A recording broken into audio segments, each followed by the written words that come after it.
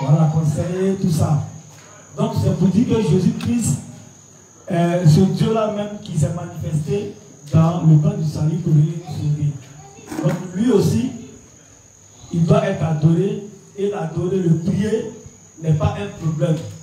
Le révérend nous fait comprendre que dans notre esprit, on ne doit pas faire de différence entre prier Dieu le Père et prier Jésus-Christ. À cela, on a essayé d'expliquer pour dire que par moment, souvent quand on prie Jésus-Christ, on se dit que non, c'est Dieu le Père qu'on doit prier. Donc il y avait une confusion à notre niveau. Voilà, le révérend dit non, ce n'est pas un problème. Quand on prie Jésus-Christ, quand on prie Dieu le Père, cela n'est pas un problème, puisque c'est la même personne. Et on a appris le texte de 1 Jean 5, 20, qui dit que c'est Jésus-Christ qui est le Dieu véritable. Amen. Voilà, mais qui, à un moment donné, s'est manifesté en chair. C'est pourquoi le texte de Jean nous dit qu'il est apparu en chair et nous avons contemplé sa gloire comme étant la gloire du Fils unique venu du Père, même Jésus sorti du Père. Voilà, et le Père et moi nous faisons un. Amen. Celui qui m'a vu a vu le Père. Donc, le révérend nous fait comprendre qu'il s'adresse à Jésus-Christ, c'est s'adresser aussi au Père, puisqu'ils sont un. On a expliqué que le Saint-Esprit, il a son rôle bien défini qu'il joue. On a même fait la lecture. Pour dire que le Saint-Esprit, il est là, selon la prophétie de Jésus-Christ, il est là de nous rappeler toutes choses, nous convaincre des jugements de justice. Donc, quand il vient, c'est lui qui nous fait comprendre la parole de Dieu. Amen. Parce que là, un petit gâteau du mystère a été donné, je ne sais pas ça. Il y a eu un problème, mais ça a fait du culte. Il a expliqué ce que vous pouvez fatiguer. Amen. Voilà. Donc, le Saint-Esprit, il veut nous faire comprendre et il nous fait connaître la volonté de Dieu. Quand nous nous éloignons de l'église, comme nous sommes à l'œuvre de Dieu, c'est le Saint-Esprit qui nous rappelle que non, nous nous éloignons et que ce que nous faisons n'est pas correct. Donc, c'est notre compagnon de tous les jours. Donc, sa position ne dit pas qu'il est inférieur à Jésus comme au Père. Les trois sont tous égaux. Voilà. Ils sont tous la même valeur. Mais dans le plan du salut, on sait comment chacun a joué un rôle. Donc, on va poursuivre. On va poursuivre, puisque en ce sujet, il y a deux livres, deux thèmes que nous allons lire, et puis maintenant, nous allons aborder l'autre phase de notre enseignement. Donc, on va prendre le livre, toujours le livre 39, à la page 127, le paragraphe 2. Là, le révérend va bien nous expliquer quelque chose. Il dit la prière commence par Dieu et finit par le nom de Jésus. La prière commence par Dieu le Père et finit par le nom de Jésus.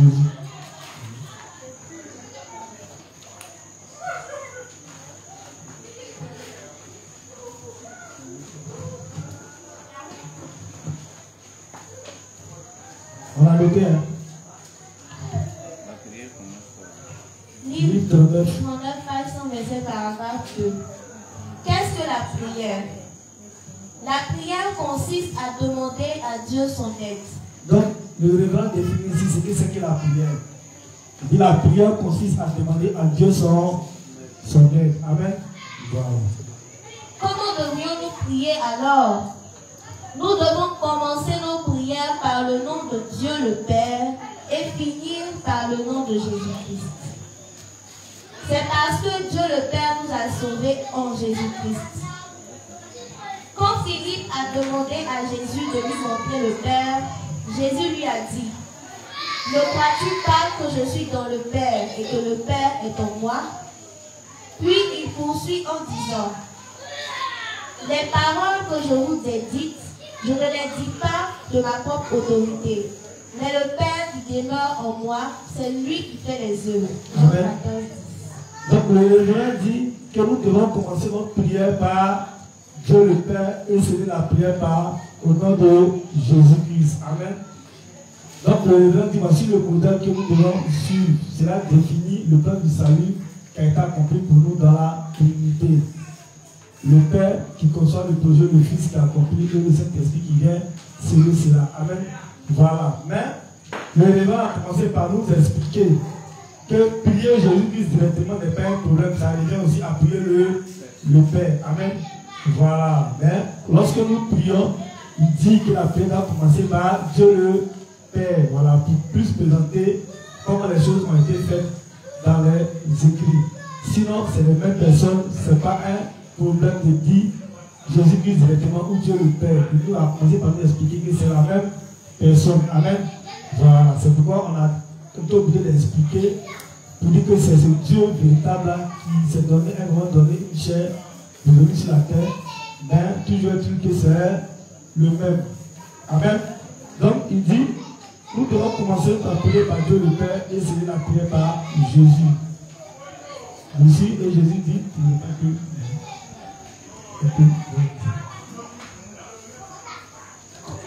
nous devons commencer nos prières par le nom de Dieu le Père et finir par le nom de Jésus-Christ.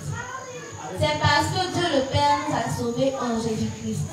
Dieu le Père nous a sauvés en Jésus-Christ. Donc le salut qui a été aussi octroyé vient de Dieu le Père. C'est pourquoi Jésus dit qu'il ne fait rien de par lui-même. Et de toutes les œuvres qu'il a accomplies là, c'est en accord avec le Père. Amen. Quand Philippe a demandé à Jésus de lui montrer le Père, Jésus lui a dit, ne crois-tu pas que je suis dans le Père et que le Père est en moi? Donc Philippe a le dit comme ça que lui qui cherche, c'est moi. Il est en moi et puis moi aussi en lui. Amen. Donc il n'y a pas de différence entre lui et moi. Mais seulement que chacun a sa position selon le plan du salut de Dieu. Puis il poursuit en disant, les paroles que je vous ai dites, je ne les dis pas de ma propre autorité. Mais le Père qui demeure en moi, c'est lui qui fait les œuvres.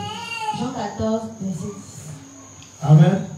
Donc voilà, donc le révérend a train d'expliquer ici, il nous a donné la façon dont nous devons prier, mais il nous a expliqué en langue et en l'âge avec les différents passages, paragraphes que nous avons, nous avons lus. Amen. Donc dorénavant, on n'a plus à se soucier ou à faire une confusion de notre esprit, de dire non, comme on le disait hier, que comme si et puis Jésus, mais et puis Dieu le Père, la prière sera plus rapide que de prier Jésus-Christ. Ou bien si et puis le Saint-Esprit, ça sera encore plus rapide que de prier le Fils. Non. On prie le Père, on prie le Fils, c'est à la même personne que nous l'adressons. Et Dieu nous exauce voilà, au moment voulu. Voilà, celui qui sait pourquoi nous exauce. Et il y a la façon dont nous devons nous faire les demandes.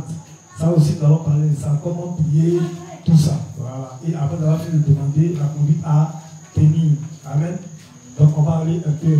On va aussi prendre le livre 44, la page 191, le paragraphe 2. On finit avec ces thèmes.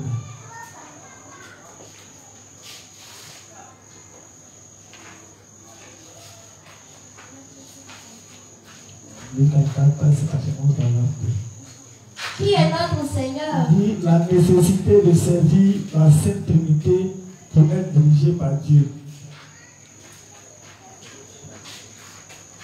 La nécessité de servir la Sainte Trinité pour être dirigé par Dieu. Donc il va revenir encore ici. Qui est notre Seigneur? C'est Dieu lui-même.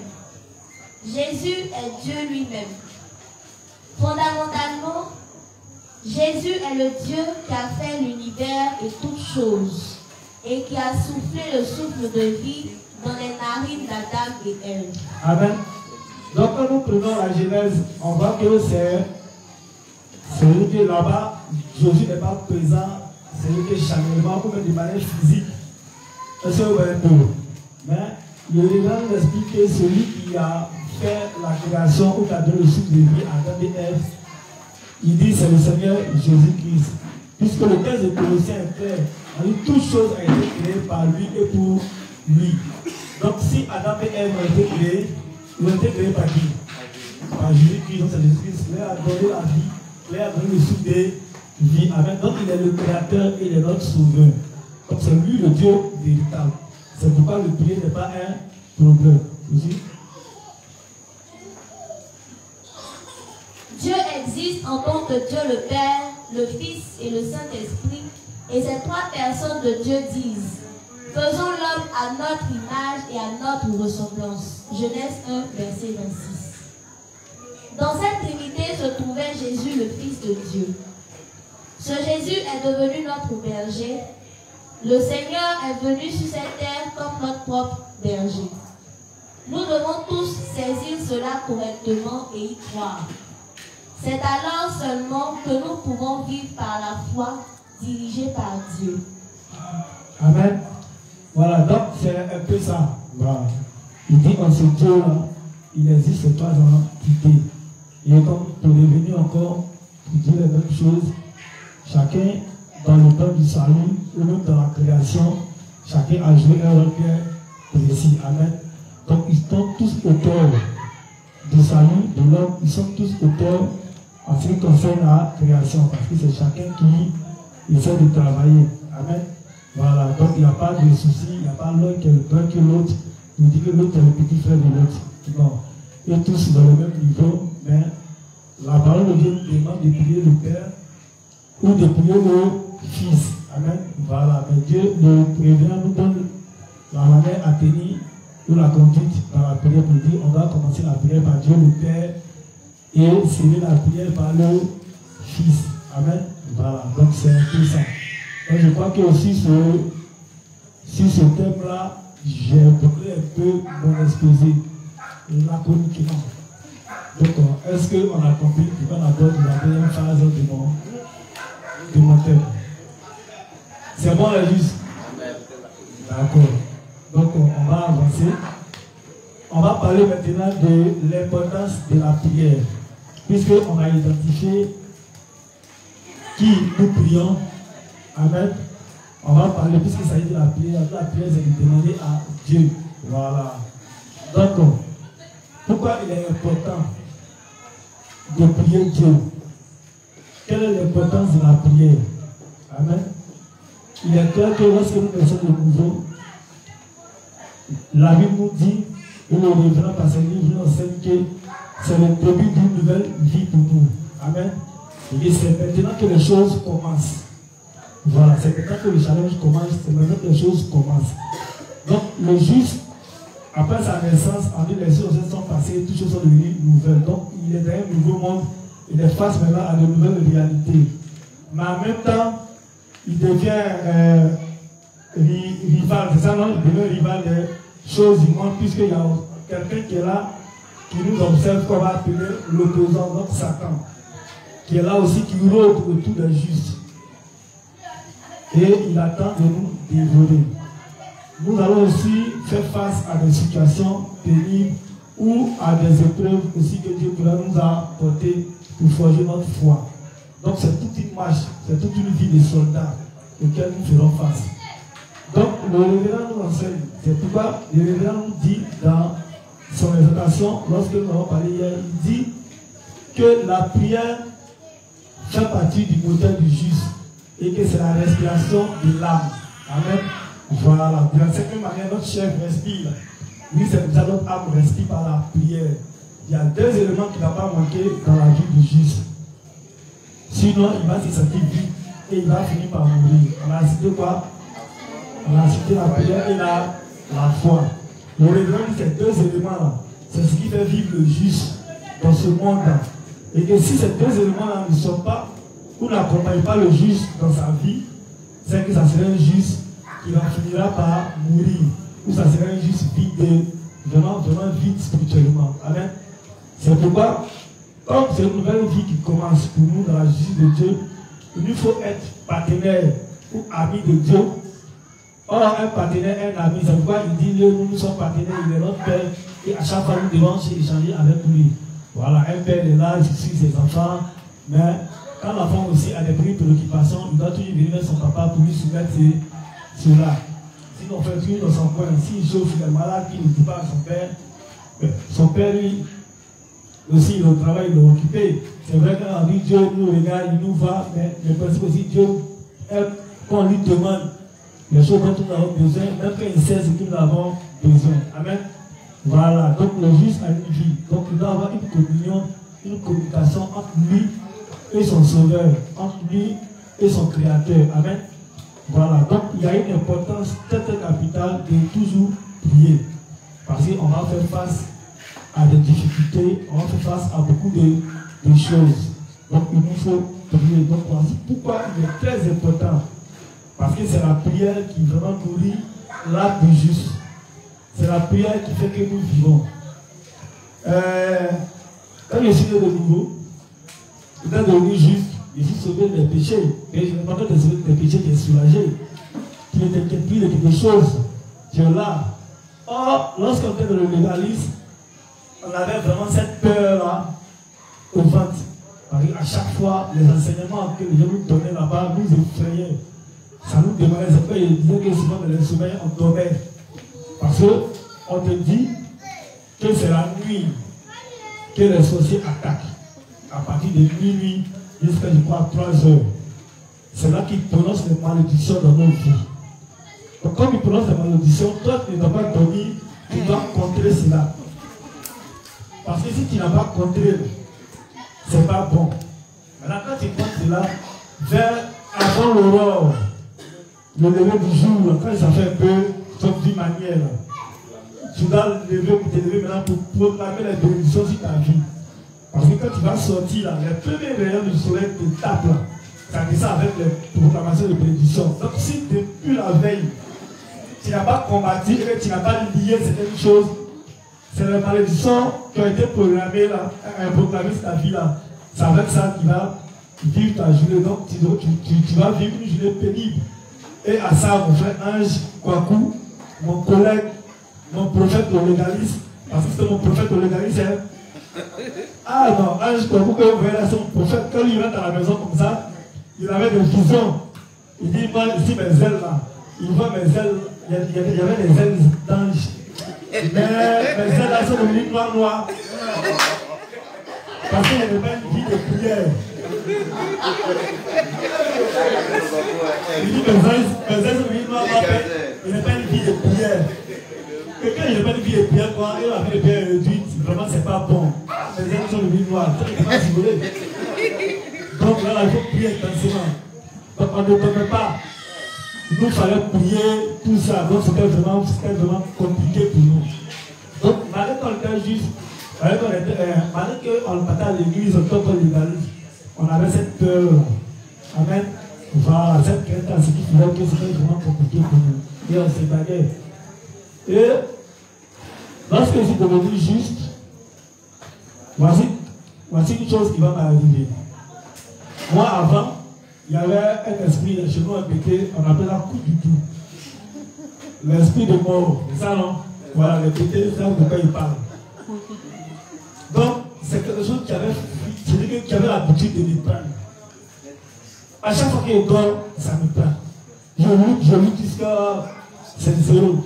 Un jour, quand il était fatigué de lutter, il peut me prendre 3 fois comme ça par la nuit. Quand il était fatigué de lutter, il est dormi avec lui. Mais s'il devient le lendemain, il ne s'est pas mort. Quand il est fatigué. Donc lorsque je suis devenu juste, je ne priais plus. Je ne priais pratiquement plus. Parce que j'étais tout à l'aise. Donc, pour ceux qui connaissent un peu là où j'habite, il y a des tables. Les femmes qui vendent. Donc je dormais là, je suis venu me coucher pour vers 2 heures parce qu'il faisait chaud, le 2 et 3 heures. Et là, parce que je n'arrivais pas à bouger. Coup du tout, l'esprit. Je suis devenu juste là. L'esprit est venu m'attraper là. Mais juste. Mon père s'est étonné. Mais bizarrement, je n'ai pas eu peur. J'ai compris immédiatement. Parce que c'est pourquoi on dit que c'est bénissant d'être au point d'être dévancé. Parce que c'est les choses qu'on te prévient. À l'avance, mais si tu ne pries pas, si ça arrive à te permettre que telle chose t'arrive, tu dois permettre cela. Donc il y avait déjà ce dépôt-là en moi. Dès qu'il vient de donner le niveau, parce que tout le temps au point d'être dévancé. En tout cas, c'est cette grâce que Dieu m'a fait. Donc déjà quand le truc m'a pris, à l'intérieur de moi, il a dit à Dieu, ah Seigneur, vraiment je sais qu'il ne prie pas. Donc tu veux me dire de prier. J'ai compris, il n'y a pas de souci, j'ai compris. Et puis il y avait la conviction de foi. Et là, l'esprit m'a relâché, et puis bon, il était à l'air, il s'est levé comme ça, à sourire. Et ça confirmait effectivement, c'est que la parole de Dieu en moi, au lieu de s'aimer le doute, pour dire non, mais comment je suis juste, et puis ça me prend. Il a compris que moi-même, la je me suis remis en cause parce que je ne prie pas. Donc, c'est pourquoi ça m'est arrivé. Mais depuis lors qu'il prie là, à tout coup de tout, il n'est pas là. Il est loin de moi. Pardonnez les gars, le sorti d'ici à la coup du tout.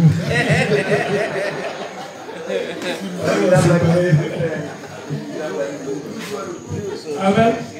Donc à chaque fois, nous devons faire des demandes, nous devons prier Dieu, nous devons communier avec nos pères, avec nos sauveurs, afin d'avoir une vie vraiment paisible. Nous allons revenir dans les livres du révérend pour voir à ce sujet-là ce qu'il nous a donné comme conseil. Et puis on va essayer de faire des commentaires. Voilà, donc, on va prendre le livre 47, à la page 19, le paragraphe 3. Associé à la page 30, le paragraphe 1. Livre 47, page 19, le paragraphe 3, associé à la page 30, le paragraphe 1. Nécessité de prier quand l'idéal dépasse notre force. Nécessité de prier quand l'idéal dépasse notre force. De prier quand l'idéal dépasse notre force. Livre 47, page 19, paragraphe 3, associé à la page 30, paragraphe 1. Vraiment, nous les saints qui avons reçu la rémission des péchés, sommes des gens qui avons été revêtus d'une grâce particulière du Seigneur. Ce sont des gens particuliers qui sont devenus les enfants fidèles de Dieu en recevant le salut dans la présence de Dieu, parce qu'ils croient en l'évangile de l'eau et de l'esprit que le Seigneur a donné. Donc le révérend dit parce que nous sommes nés de nouveau, on a une grâce particulière. Parce que cette grâce à celle que le divin, le créateur, et nous là, nous sommes maintenant, il n'y a pas de barrière entre nous. Voilà, on peut communiquer ouvertement. Amen. Donc c'est une grâce particulière. Allons-y. C'est une classe privilégiée du Seigneur qui mérite d'être exaltée. C'est vrai. Parmi les gens qui vivent dans ce monde, ceux qui sont nés de nouveau pour avoir cru en l'évangile de l'eau et de l'esprit ont un privilège particulier. Puisque eux seuls ont ce privilège de prier et d'avoir une réponse à leur prière. Amen. Donc on est les seuls qui pourront demander ou bien qui vont s'adresser à Dieu et recevoir des réponses de lui. Amen. Donc c'est une grâce. Amen. Voilà, parce que tout le monde n'a pas ces privilèges. Aujourd'hui, les légalistes vont prier. Bon, d'après eux, ils reçoivent des exaucements. Mais cela n'était pas de Dieu parce qu'on sait que Satan c'est le malin. Donc pour retenir les gens dans leur ignorance, il leur permet d'avoir certaines choses. Voilà, qu'ils puissent penser que ça vient de Dieu. Or, en réalité, ça ne vient pas de Dieu. Parce que c'est pas ce genre de choses-là qu'ils définissent qu'ils sont avec Dieu. Or, ce qui doit témoigner qu'ils sont avec Dieu, c'est le fait qu'ils aient cru au baptême de Jésus, qu'ils aient cru en son jugement, son sang, à sa résurrection et à son ascension dans le ciel. Toute personne qui croit en Jésus et dans sa foi, il n'a pas le témoignage du baptême de Jésus, il a une foi qui est erronée. Amen. Voilà, donc pour ceux qui nous suivent en direct et qui ne connaissent pas le mystère du baptême de Jésus-Christ, ce qu'il a fait au baptême aux Judains et qui croient en Jésus-Christ et en sa mort seulement, ils ont une foi qui est incomplète, qui n'est pas ouverte. Donc toute prière qui est présentée dans l'esprit, croyant que c'est au divin qui s'adresse, c'est au Dieu créateur qui s'adresse, en réalité, ce n'est pas au Dieu créateur, ce n'est pas au Sauveur, ce n'est pas au Seigneur Jésus-Christ, mais c'est à Satan qu'il s'adresse. Donc, vraiment, nous vous demandons de nous approcher pour essayer d'en savoir plus sur le mystère du baptême de Jésus-Christ. Amen. Voilà. Donc, c'est un privilège pour nous d'avoir Dieu avec nous et d'être exaucés par lui. Les gens qui veulent voir leur prière exaucée par Dieu doivent d'abord naître de nouveau en croyant en l'évangile de l'eau et de l'esprit. Amen. Bien sûr, ce n'est pas la fin de tout, juste parce que vous êtes nés de nouveau en croyant en l'évangile de l'eau et de l'esprit. Même si une personne est née de nouveau, Elle ne doit pas seulement croire en son état privilégié et prier sans passion. Plutôt, il faut continuer de prier avec foi en ce que Dieu répond à la prière, parce que Dieu répond réellement à la prière lorsqu'une personne prie avec ce genre de foi. Amen. Donc, à la différence de nous, Dieu nous demande de prier avec foi et de ne pas prier comme les légalistes. Voilà ce qu'il nous explique ici. Il dit de prier sans passion, mais nous devons prier avec foi. Amen. Contrairement aux légalistes, les légalistes, ils prient beaucoup dans les émotions. Voilà, pour eux, c'est trémousser, c'est traîner, pleurer, lever les mains, tout ça, c'est ce qui va amener Dieu à les exaucer. Amen. Ou à répondre à leurs prières. Or, ce n'est pas ainsi. Dieu, c'est un Dieu de principe et de caractère. On peut poser la question aussi de savoir, mais est-ce que le juste ne doit pas avoir d'émotion dans ses prières? Ce n'est pas ce qu'ils ont dit, parce que, bien entendu, quand il dit les Écritures, il y a des prières qui ont été faites par nos dévanciers qui étaient quand même remplies d'émotions. Voilà, parce que tu es maîtrise, tu traverses une situation qui est compliquée, tu peux prier et par ta prière, tu peux même pleurer. Amen. Voilà, tu peux même pleurer, tout ça. Donc, ce n'est pas ce que nous sommes en train de dire. Mais ce que nous sommes en train de dire, c'est que dans un premier temps, ils sont nés de nouveau. Et dans un second temps, Dieu nous exauce toujours sur la base de ses principes. C'est pourquoi une prière adressée à Dieu doit être toujours en accord avec sa parole, toujours en accord avec ses principes. Donc, si une prière est faite dans tes émotions, tu pleures, tu te traînes, tu fais tout ce que tu veux, et que cela n'est pas en accord avec la parole de Dieu ou avec ses principes, c'est une prière qui est vaine. Dieu ne pourra jamais t'exaucer. Donc, contrairement aux légalistes, eux ils pensent que c'est se comporter ainsi là qui va amener Dieu à s'exaucer. Je me souviens aux légalistes, ma grande soeur, quand elle prie comme ça, mais je l'enviais, c'est maintenant que je peux critiquer ça. Parce que moi aussi, là, quand il priait, il voulait pleurer. Parce que pour moi, sincèrement dit, je pensais que quand tu pries et que tu pleures, là, c'est là que ça confirme que Dieu doit t'exaucer.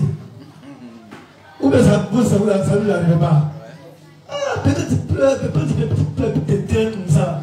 Et moi, je me suis dit, mais comment ils font puis ils pleurent, ils sont plus proches de Dieu que moi, mais c'est comment? Je vais pleurer, mes larmes ne sortent pas. Parce que pour moi, forcément, quand tu fais comme ça, c'est que Dieu va répondre à ta prière. Or, c'est un zéro.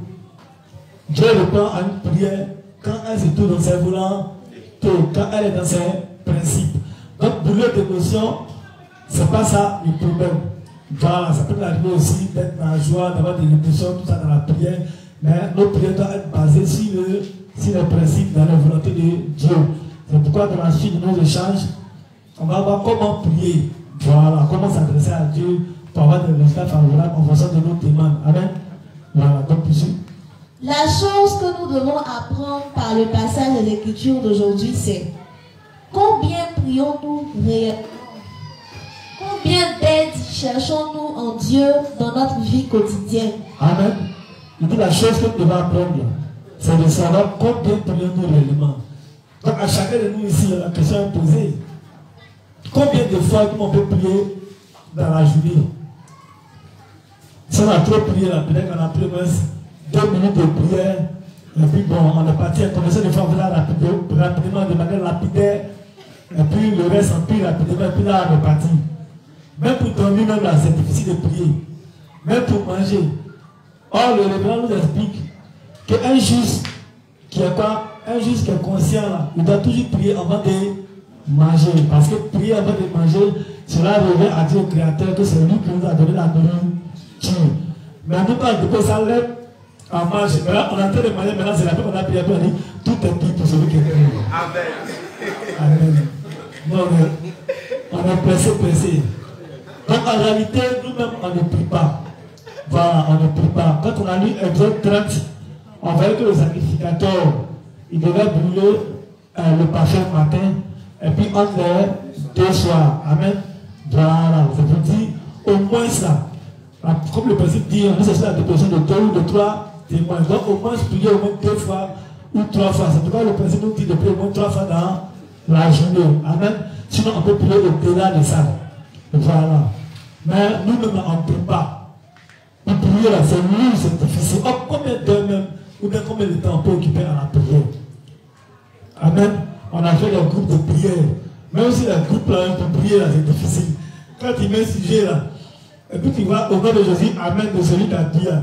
Tu mets un sujet là, il est, comment dire, supposons, il est 19h30. Et puis il dit au nom de Jésus, Amen. Oh, la prière est longue, hein. C'est que si la prière normalement, il peut se taper même 5 minutes, mais 8 minutes. Mais son nom de Jésus, Amen, là, c'est 1 minute. Tu sais qu'il n'a pas prié. Mais il va se débarrasser. Et puis il t'a dit que lui aussi, il suit la prière. Mais ce n'est pas notre trafic. C'est Dieu qui trafique. Mais Dieu même, tu ne le trafiques pas. En fait, c'est toi-même qui te fais du mal. Donc, on doit prier sincèrement. Voilà, on doit prier sincèrement pour que au moins Dieu puisse nous, comment dirais-je, répondre à nos prières. Amen. Voilà, nous ne sommes pas distraits dans la prière. Tout ça, nous devons être concentrés. Amen. Voilà. Donc, poursuivons. Essayez-vous de vous occuper de la plupart des choses vous-même au lieu de chercher de l'aide en toutes choses. C'est vrai en réalité.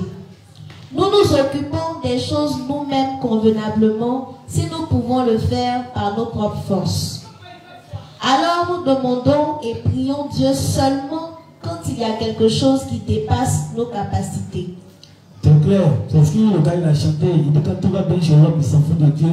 Mais quand tout va mal, il dit bien Dieu. C'est lorsque nous sommes face à des situations qui dépassent nos forces.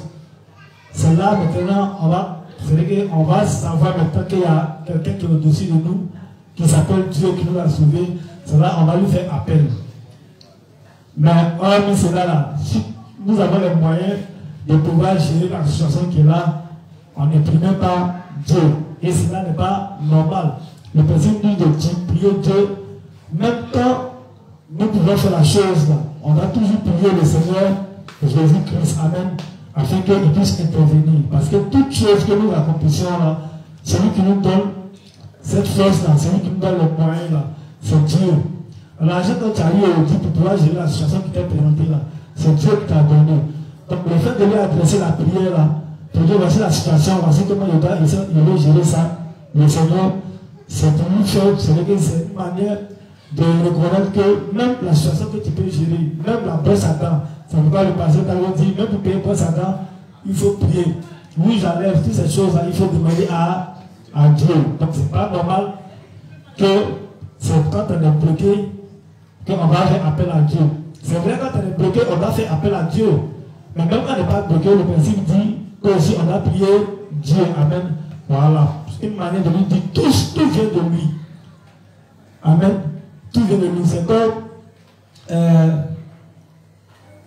il y avait tout récemment, il y a eu de l'argent.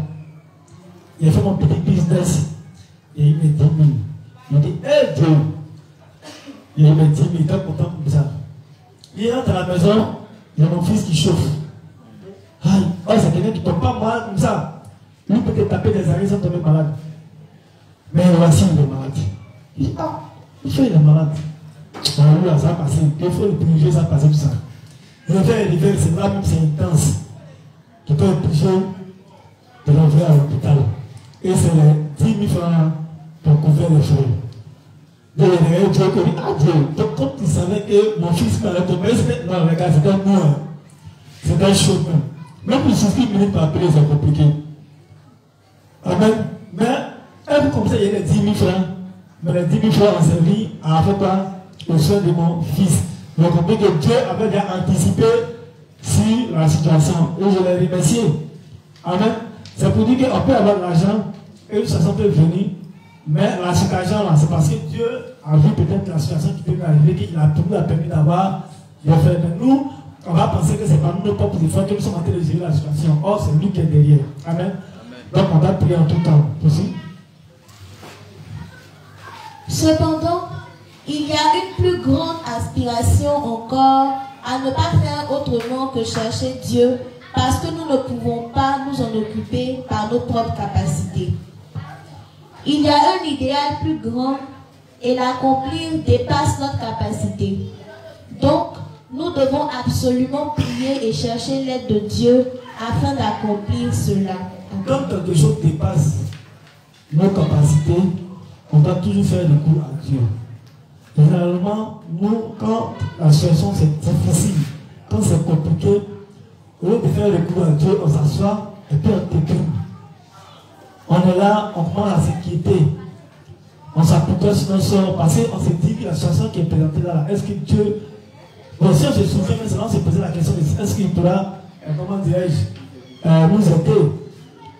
Mais on ne se souvient même pas qu'il y a quelqu'un qui est là, qui est notre Père, qui répond à tous nos besoins. Mais on est en train de fuir de notre tête là. C'est qui on peut appeler, même quel frère, quel homme ou quel ami, on peut aller fauder pour avoir quelques solutions avec nous. Oh non, Dieu nous dit que la situation doit être difficile. Comment on doit toujours faire recours à Dieu. Amen. C'est pourquoi tu vas terminer la lecture et puis on va prendre quelques textes bibliques pour essayer de soutenir ça. C'est fini. Voilà, donc on va soutenir ça un peu avec la vie des justes dans la Bible. On va avoir des situations auxquelles les justes ont fait face, telles que Samson, telles que dans le livre de Samuel.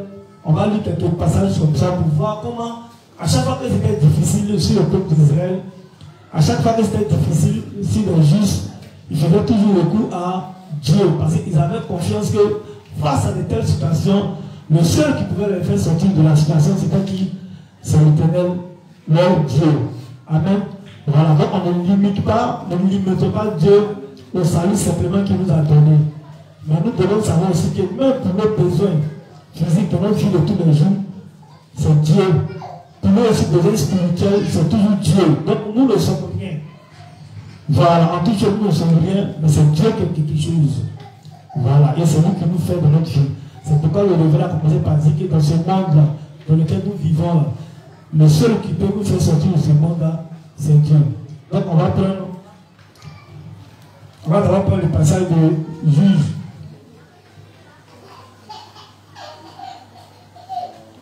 On fait prendre le passage de 2 Chroniques d'abord. 31. 2 Chroniques 32, 1 à 22. 2 Chroniques 32, 1 à 22. C'est un peu long, mais tu vas lire. 2 Chroniques 32, à partir du verset 1. Après ces choses et ces actes de fidélité, parut Sanchérib, roi d'Assyrie, qui pénétra en Juda et qui assiégea les villes fortes dans l'intention de s'en emparer. Ézéchias, voyant que Sanchérib était venu et qu'il se proposait d'attaquer Jérusalem, tint conseil avec ses chefs et ses hommes vaillants afin de boucher les sources d'eau qui étaient hors de la ville, et ils furent de son avis. Donc voici un Assyrien qui débarque en Israël et lui il veut assiéger la ville. Il veut même s'attaquer à Jérusalem où le roi Ézéchias se trouvait. Amen. Donc voici comment il veut venir pour assiéger Israël. Donc on va voir dans la suite du temps qu'est-ce qui s'est passé. Une foule de gens se rassemblèrent et ils bouchèrent toutes les sources et le ruisseau qui coule au milieu de la contrée. Pourquoi, disait-il, les rois d'Assyrie trouveraient-ils à leur arrivée des eaux en abondance? Ézéchias prit courage.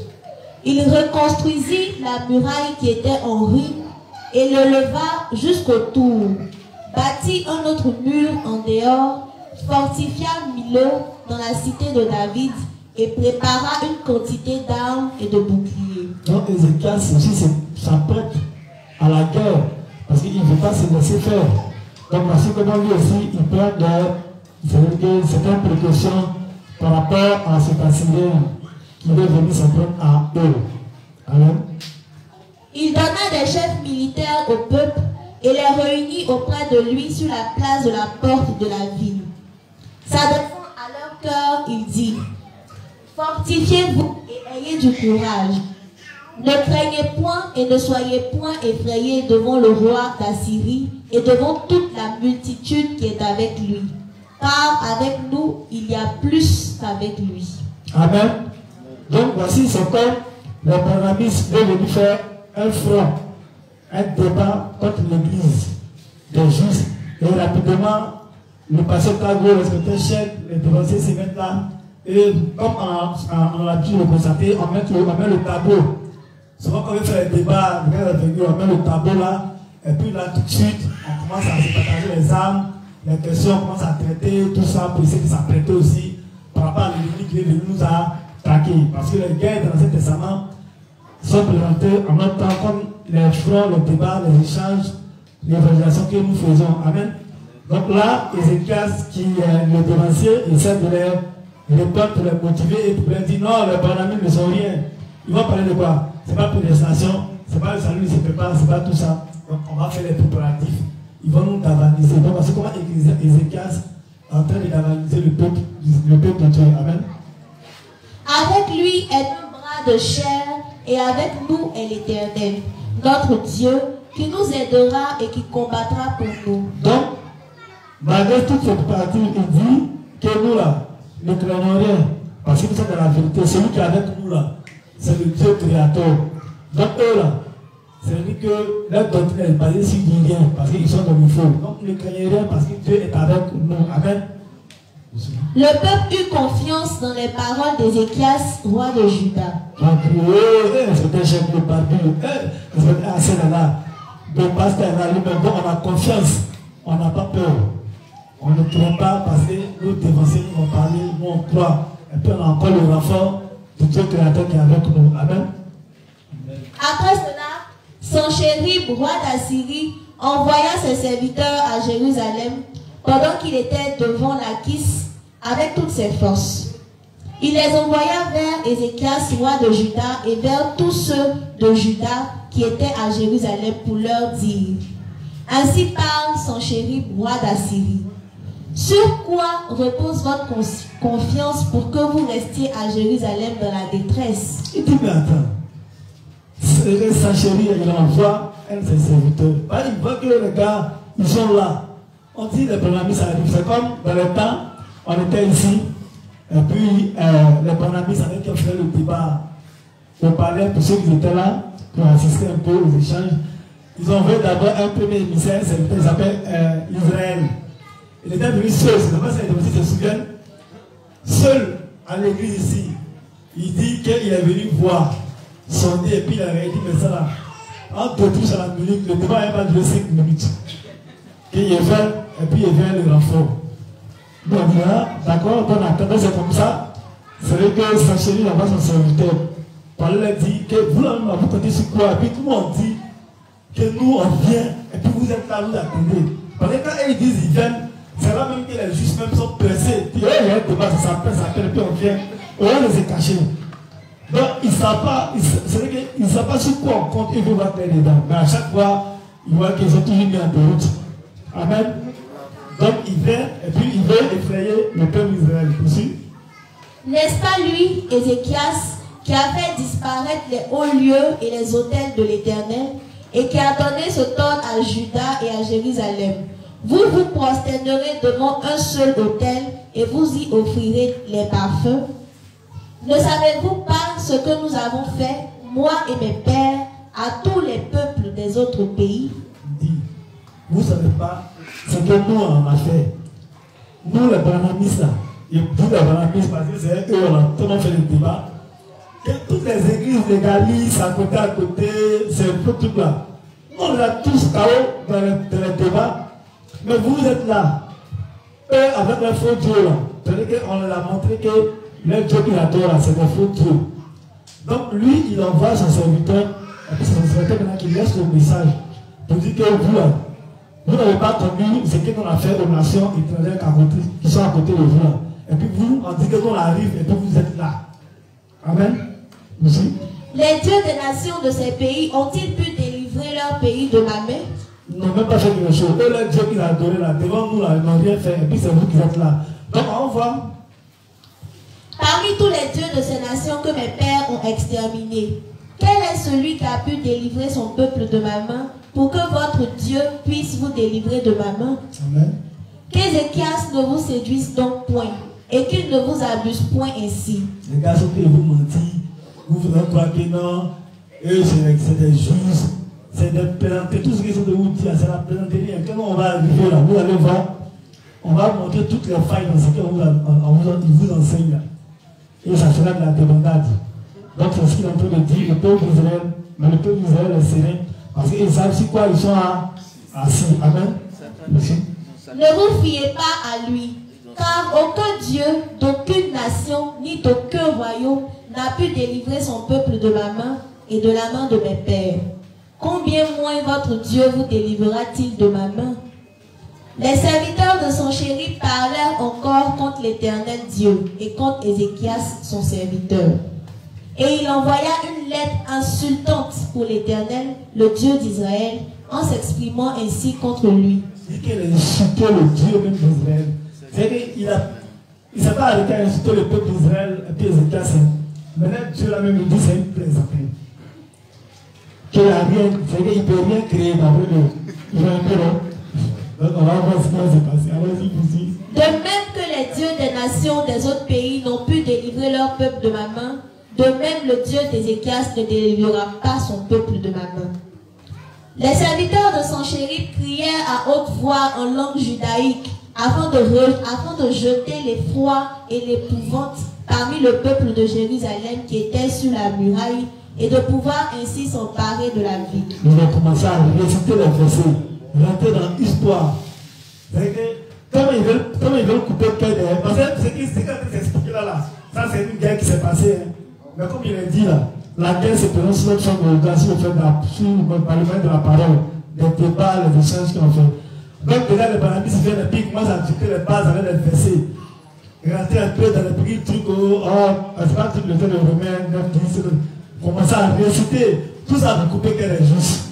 Mais David est serré.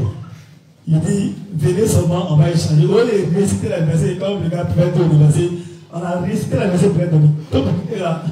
Et donc, pour une seule parole, il y a 45 versets, une seule question qui met tout en déroute. Amen. Donc ils ont commencé à effrayer, ils veulent commencer à faire du bruit. Aussi. Ils parlèrent du Dieu de Jérusalem comme des dieux des peuples de la terre, ouvrage de main d'homme. Le roi Ézéchias et le prophète Ésaïe, fils d'Amoz, se mirent à prier à ce sujet et ils crièrent au ciel.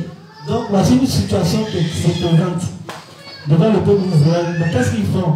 C'est vrai, ils se sont préparés au travers des actes qu'ils ont partagés tout que le symbole du fait de préparer nos échanges avec nos dévanciers.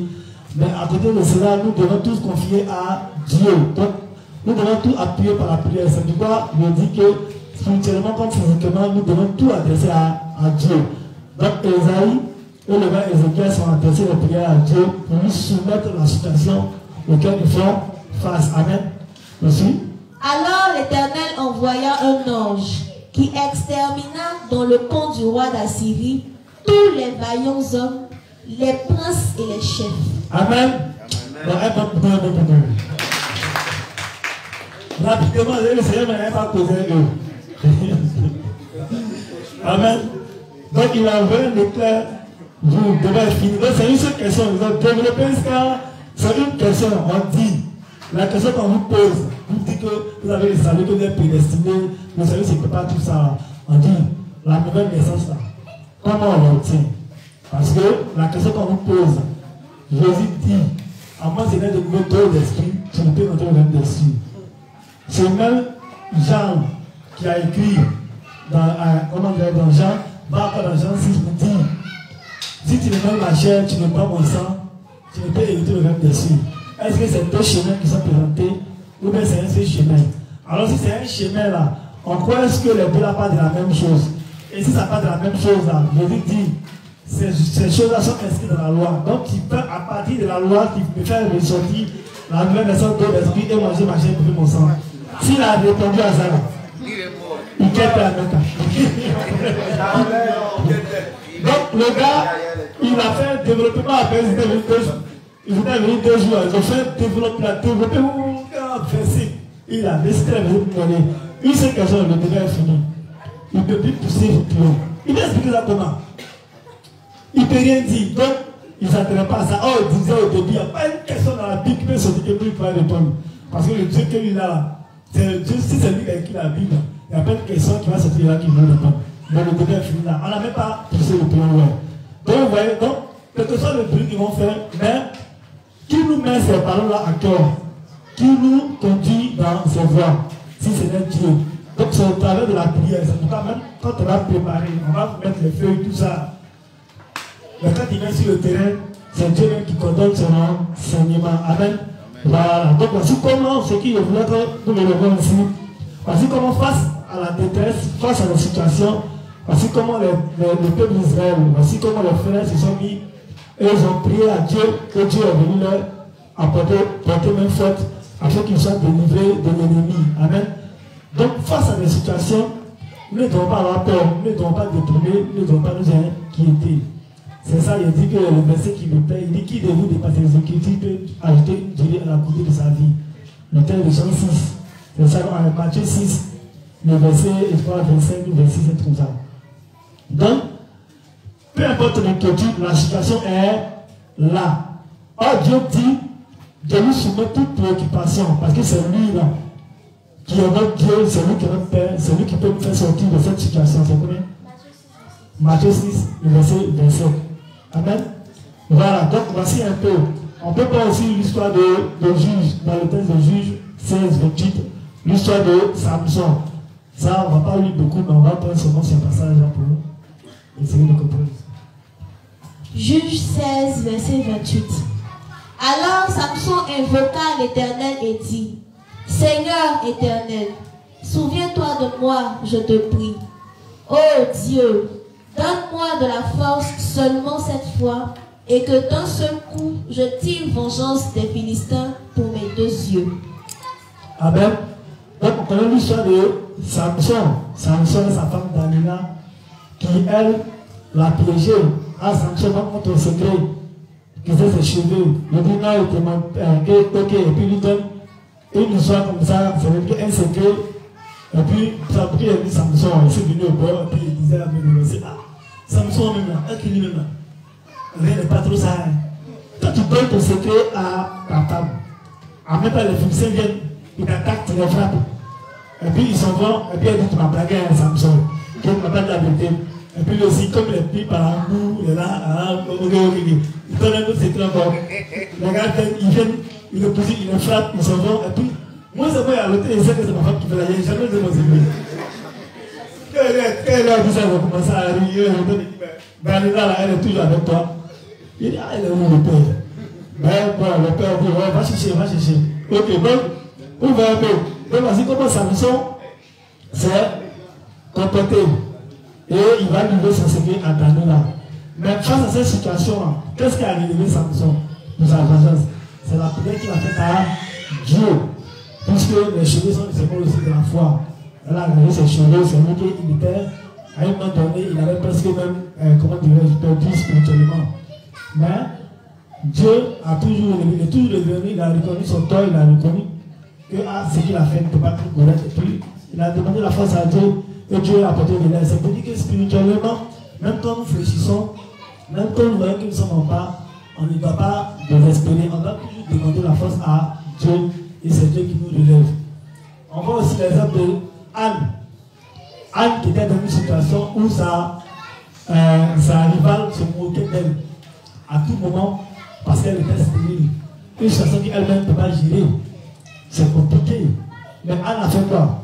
Anne s'est levée à l'autre temps, elle a prié, elle a confié son sang à l'Éternel et Dieu a répondu à ses besoins. Donc les exemples sont légion dans la Bible. Et c'est en ce Dieu-là qui est notre Père. C'est en ce Dieu-là que nous devons se confier. C'est-à-dire qu'au-delà même du fait qu'il a donné le salut, mais ils avaient confiance que face à toute situation, c'est lui qui allait me faire sortir de la situation. C'est pourquoi il est très important pour nous de toujours communiquer avec le divin, de toujours nous adresser à lui, de toujours nous présenter toutes les situations auxquelles nous faisons face. Amen. Voilà, donc face à la situation, ne désespérons pas, ne soyons pas de nous. Voilà, de nous dire non, on ne peut pas Dieu, est-ce que Dieu, non. L'esprit, parce que même est-ce que toi-même tu peux pas gérer. Si encore tu as Dieu, tu ne lui fais pas confiance, c'est que toi seul tu vas mourir. Parce qu'on dit quand l'homme assis là, c'est quand on lui dit que c'est là qu'il te périt. Voilà, donc tu as ton problème, tu mets dans la main de Dieu, et toi-même tu es ailleurs là-bas. Quand on va poursuivre les échanges, le révérend il apparaît ça dans les livres. Pour nous donner la solution, après il demande comment nous devons nous comporter. Amen. Donc on va poursuivre. Il est 57. On va prendre des textes maintenant dans la Bible pour essayer d'expliquer ou de nous faire comprendre que Dieu nous écoute et qu'il a ses oreilles, qu'il est attentif dans la détresse du juste et que le juste, Dieu intervient toujours face à la situation auquel le juste fait face quand le juste le prie. Amen. Donc, on va prendre le texte de Psaume 46, 2. Le Psaume 34, 18, pardon. On va faire ça oui. Psaume 34, 18. Psaume 34, verset 18. Quand les justes crient, l'Éternel entend et il les délivre de toute leur détresse. Amen. Donc quand les justes crient, l'Éternel les écoute et il les délivre de toute leur détresse. Donc si nous sommes en détresse, si nous sommes dans une situation, nous devons toujours crier à Dieu, tout comme le peuple d'Israël a crié à Dieu et Dieu les a délivrés de leur détresse. Amen. On va prendre le texte de Psaume 37, verset 39. Psaume 37, verset 39. Le salut des justes vient de l'Éternel. Il est leur protecteur au temps de la détresse. Amen. Donc effectivement, celui qui nous sauve, c'est qui? C'est Dieu. Mais en plus de cela, il est encore notre protecteur. C'est celui qui nous garde, celui qui nous protège. C'est pourquoi aujourd'hui, nous le donnons paisiblement. Paisiblement, pas comme au légalisme, où il tombait troublé. Et mon sommeil était vraiment... Tu te réveilles le matin, tes yeux sont enflés. Parce que tu n'as pas dormi, toute la veille tu as combattu. Et j'en connais plein ici qui étaient des combattants de nuit. Amen. On dit que dans la même maison sorcier, encore on a qui doit avoir peur de qui? C'est un sorcier, mais le sorcier lui il doit à l'aise. Mais c'est toi qui es là, qui te battre la nuit seulement. Hein? Dans ma tête, même elle était en France. Elle est légaliste. Ils disent non. Elle dit non, elle a un ministère accompli dans son pays. Quelqu'un qui était bien placé en France. Hein. Bon, Dieu fait le truc. Mais si elle est venue, même qu'elle a eu le salut encore, c'est bon. On peut dire bon, au moins ça laissait ta position, tu es venu, tu as eu le salut. Si tu la vois là, elle est devenue droite, vous allez là pour le million. Pour vous connaissez les légalistes, surtout ils veulent dire qu'ils sont droits là. Toujours fouiller sa tête. Belle femme, elle est devenue bizarre comme ça. Et puis, toi, toujours en train de combattre, prière, chaîne de prière, elle est devenue mince. Elle ne dormait pas la nuit. Toujours, elle dormait, c'est quand elle fait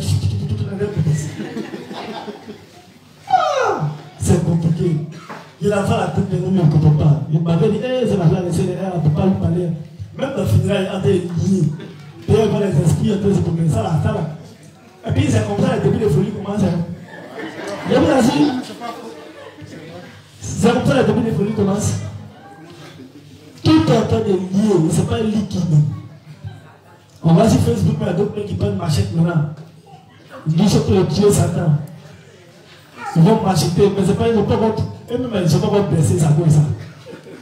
Ils vont se blesser, ils vont utiliser machette. Amen. Donc, voici comment, dans le légalisme, il y a beaucoup de pratiques qui ne sont pas correctes. Voilà, et que nous allons corriger dans la suite de nos échanges. On va prendre le texte du chapitre, voilà, qui prend 46, 2. Dieu est pour nous un refuge et un appui, un secours qui ne manque jamais dans la détresse. Amen. Donc il est un secours qui ne manque jamais dans la détresse. Donc on doit toujours, ça veut dire que l'ajouter, on doit toujours l'associer à notre vie de tous les jours. Avec Dieu, nous devons toujours être complices. Parce que sans lui, là, on ne peut rien. Sans la foi et la prière, nous ne pouvons rien. Parce que quand nous adressons nos prières, nous devons avoir foi que Dieu agira. Amen. Voilà. Donc les deux vont de pair, les deux sont ensemble. Amen. Donc à tout moment, nous devons comprendre qu'il est très important pour nous d'avoir une vie de prière. La prière, là, c'est pour le juste. On a demandé que les justes, même certains sont devenus justes qui sont paresseux dans la prière. Or, c'est nous qui devons prier. Amen. Voilà. C'est nous qui devons prier. On doit avoir ce que les légalistes appellent vie de prière. C'est vrai, c'est des mots, on peut aujourd'hui se moquer quand on dit ça comme ça. Mais vie de prière, c'est nous qui devons avoir ça. En toute franchise, on doit prier. Mais en ce temps, devant les situations compliquées dans nos vies, et puis c'est nous, on veut avoir affaire à Dieu. Or, le sang le révérend a posé la question, combien de fois tu pries? Tu ne pries pas. Si on a fait le 6 jours de prière, c'est fini, tu es parti. Le reste, comme tes prières individuelles, tes prières il n'y a pas. On dit d'avoir cahier de prière pour mettre tes sujets. Il dit que le cahier de prière de d'autres personnes même. Je sais que même, ce n'est pas Kafa Kamé, c'est lui pas qui est venu marier. Tellement il n'y a pas. Amen. Donc essayez de vous revoir au niveau de la prière. Parce que c'est au travers de la prière que Dieu, il sent que son fils a besoin de lui et que Dieu agit. Donc s'il n'y a pas de communication, s'il n'y a pas de prière, Dieu aussi te regarde. Quand il se dit que il te suffit, que tu ne lui veux pas en aide, mais tu ne lui demandes pas son aide. Amen. Donc à tout moment, demandons l'aide de Dieu et soyons confiants que Dieu agira de nos vies de foi. Donc d'où l'importance de la prière. Amen. Donc on va 21h00. Amen. Voilà, je crois que sur la première partie de ce thème-là, voilà, il y en a beaucoup. Mais par la suite du temps, on va faire un peu. Donc comme il est 21h, sachant qu'il y a d'autres qui étaient plus loin, on a pu leur permettre de vite entrer, pour ne pas que ça crée du bruit à la maison. Et puis on me dit qu'on est précipité à la maison à cause de l'église. On a plus d'une maison, souvent on a aussi les aides de la maison. Donc ne donnez pas raison aux autres, permettons aux gens aussi de vite rentrer, ceux qui sont dans le temps de venir là. Permettons qu'ils nous soient aussi. Amen. Donc c'est aussi ces paroles que je vais m'arrêter et que Dieu bénisse chacun de nous et que nous donne la force de revenir ici encore demain pour la suite de nos échanges. Amen, amen. Voilà, donc si vous avez des questions, je crois que pour commencer chaque enseignement, phase de résumé, questions, et puis maintenant on continue. Voilà, donc vous gardez ça tout demain. Merci beaucoup les justes. Tu vas faire la prière. Donc les justes, on va se disposer et on va remercier le Seigneur pour ce moment. Merci Seigneur pour cet enseignement laconique. Merci Seigneur de ce que tu nous as permis de réaliser l'importance de la prière dans nos vies de foi. Merci Seigneur de ce que tous ces enseignements puissent être effectués, effectifs par nous-mêmes dans nos vies de foi quotidiennes. Merci Seigneur de raccompagner chacun d'entre nous à la maison et de nous permettre, parce que tu nous as donné la force, la santé et les moyens, d'être ici demain à l'heure pour la suite de l'enseignement. C'est au nom de Jésus-Christ, ton Fils, que nous avons prié. Amen. Amen.